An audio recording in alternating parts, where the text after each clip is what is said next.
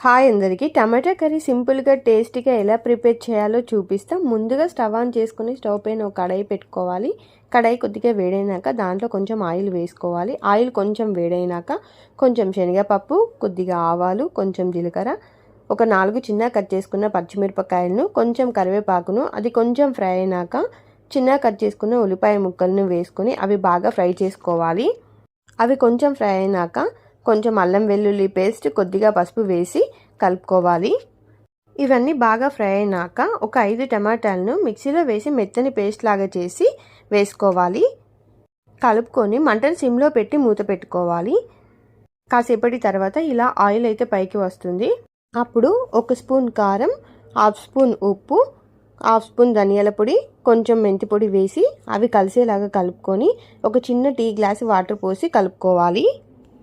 మొత్తం కలిసేలాగా కలుపుకున్నాక కాసేపు మూత పెట్టుకోవాలి. అంతే, టమాటా కర్రీ రెడీ అయిపోయింది.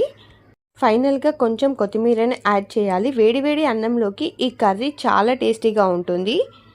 తప్పకుండా ట్రై చేయండి. ట్రై చేసి ఎలా వచ్చిందో కింద నాకు కామెంట్ చేయడం మాత్రం మర్చిపోకండి. ఇలాంటి మరిన్ని వీడియోల కోసం మన ఛానల్ని సబ్స్క్రైబ్ చేసుకోవడం మాత్రం మర్చిపోకండి. Thanks for watching this video.